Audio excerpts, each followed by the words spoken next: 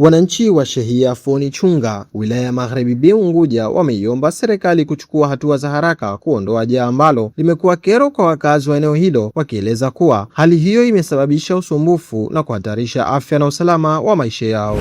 Mamlaka ya usafiri na usalama barabarani Zanzibar imeanza kutumia teknolojia ya kisasa ya rada kamera na spidi kamera. Kupitia kamera hizi, endapo dereva atazidisha mwendo wa chombo kinyume na viwango sahihi kilichowekwa katika maeneo husika, kuendesha chombo cha maringi mawili bila kuvaa kofia ngumu, yani helmet. Wakizungumza na ASAM Online TV, wananchi hao wamesema kuendelea kuwepo kwa jaa hilo kunaleta changamoto kubwa katika eneo hilo, hivyo wameitaka serikali kuingilia kati na kuhakikisha taka zote zinaondolewa. Kuhusu swala la jaa tushaongea muda mrefu.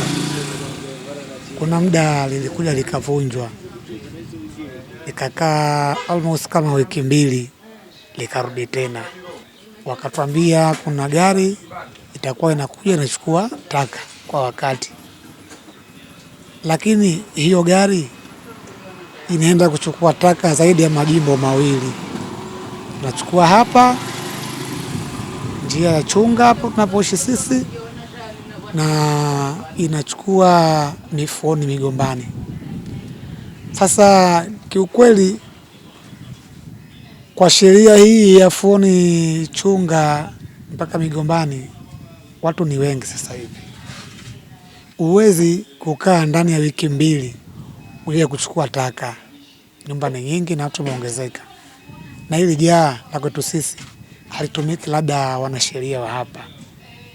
Kuna watu wanapita na gari zao anatupa taka, kwa sababu cha kwanza hakuna msimamiaji wa lile jaa. Athari bwana zinotugusa hapo, kwanza harufu mbaya. Ushanifahamu? La pili, watoto wanakwenda kucheza sana wanapotoka chuoni. Ushanifahamu? La tatu, ikinyesha mvua mafunza tele utakuta wanazagaa hapa. Na la nne, waiangalie hii barabara wamejenga juzi, leo ishamwagwa taka pale. Tuseme hawa viongozi hawaioni? Kifanyike utaratibu uliokuwepo, wahusika waliondoshe. Jaa linatuathiri. Tunataka mara moja jaa liondolewe. Lilikuja kuondolewa hapo, tunakujaona tayari lisharudishwa tena pale pale.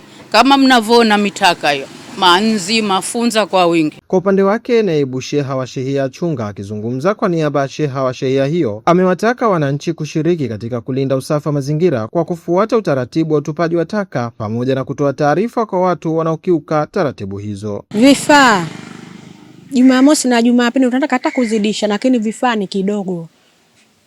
Lakini vine wanatupa, mbona madiwani wanatupa, lakini vifaa vine ni kidogo. Watenda kazi ni wengi, vifaa vya utendaji wa kazi ni kidogo.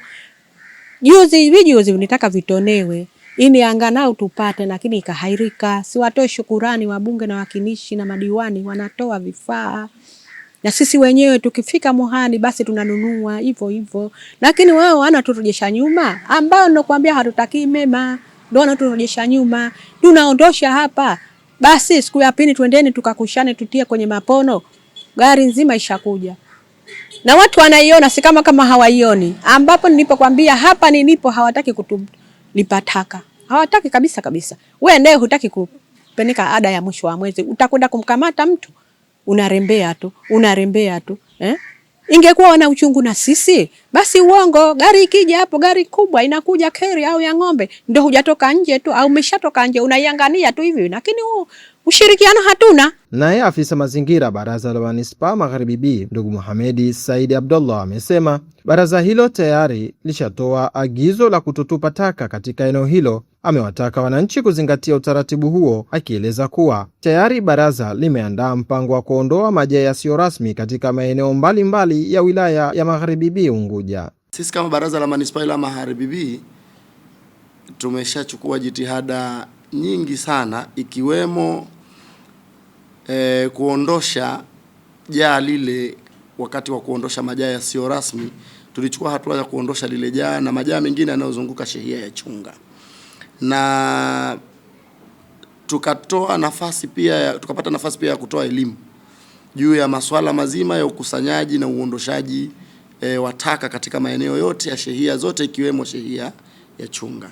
Lakini si tu kutoa elimu kama vile ambavyo tunafanya kila maeneo.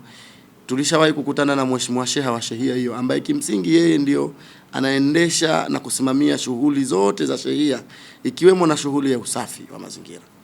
Na kile kikundi cha usafi kinachofanya shughuli ile ya kukusanya taka kipo chini yake. Pale awali palikuwa pana kizimba kabisa, kihozi kilichotengenezwa ambacho kilikuwa ndio kinatiwa taka humo. Sisi tulifikia kukivunja kile kihozi kwa sababu uwekaji wa taka pale haukuwa katika utaratibu mzuri. Tena hapo mwanzo wala kulikuwa hakuna barabara ile mpya ya lami. Ilikuwa ni sehemu tu ambao wanajiwekea taka. Kwa hiyo ilipokuja barabara ya lami, lakini baada ya kuondosha lile jaa lilokuepo, sisi tulizungumza na mheshimiwa sheha, sio mara moja, sio mara mbili. Mimi mwenyewe nimeshafanya hivyo kwamba eneo lile kwanza sio eneo rafiki kuweka taka. Tangia awali tunaondosha hizo taka.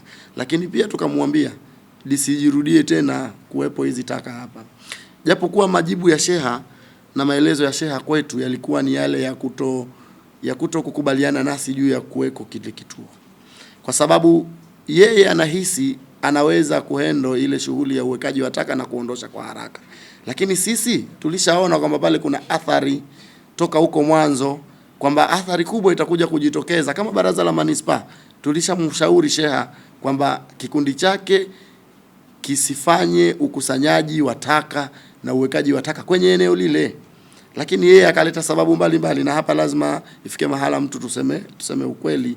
Akaleta sababu mbalimbali, lakini zile sababu alizozileta na bado pia tukampa na elimu juu ya masuala mazima ya ukusanyaji na uondoshaji wa taka. Leo ndo tumefikia hapa kwamba yeye amekuwa zile taka kuziondosha pale moja kwa moja hawezi, amekuwa anaziondosha nusu nusu. Bado sisi kama baraza la manispaa la Magharibi tunayo nia ya kusaidia vikundi vya shehia juu ya masuala mazima ya uondoshaji na ukusanyaji wa taka kwenye utaratibu wa kuwapa elimu na kuwapangia utaratibu, lakini pia kupata nafasi ya kuwasaidia kwa hali na mali katika kuziondoa hizo taka. Sasa tumeliona na tunajua, tumepanga utaratibu wa kuondosha majaa yasiyo rasmi. Nadhani wiki ijayo kwenye majaliwa ya Mwenyezi Mungu, na sasa hivi alhamdulillah tuna magari ya kutosha, tuna magari mapya mazima, lakini pia uwezo wa kufanya kazi kwenye shehia karibuni zote za wilaya hii ya Magharibi, shehia 34. Uwezo huo tunao kulinganisha na gari zetu tulizokuwa nazo, kijiko chetu kizima. Kwa hiyo na sisi tunawaahidi wananchi pamoja na shehia kwa ujumla, kwa maana ya ofisi ya sheha, kwamba tutapata nafasi ya kushirikiana naye tena kwa mara ya pili, mara ya tatu, sijui mara ya 4, lakini bado tutakuwa tunashirikiana naye katika kuondosha takataka katika shehia yake ya Chunga na shehia nyingine ambazo zina majaa yasiyo rasmi. Lakini wito wetu pale tunapokuwa tunapeleka elimu na kupeleka mashauriano kwa viongozi wenzetu na kwa wananchi pamoja na jamii ambayo inafanya utaratibu wa masuala ya usafi wa mazingira, watuelewe, kwa sababu sisi moja kwa moja ndio wenye zamana ya masuala ya usafi wa mazingira kama manispaa ya Magharibi. Kwa hiyo tunapotoa maelekezo huwa tunakuwa tunashaona, tushapima nguvu yetu, nguvu ya wao na namna ambavyo lile jambo litakavyokuwa linatakiwa kufanywa utaratibu. Kwa hiyo tunawaomba watuelewe, na ikiwa tunasema hapa stahiki, basi pawe hapa stahiki kweli. Asitokee mtu mwingine upande wa pili akafanya maamuzi ambayo yatakuja kutupelekea baadaye tena tunakusanyana kama hivi leo ilivyo, tunaelezea kitu ambacho sisi tulishakitolea maelekezo ya kiserikali.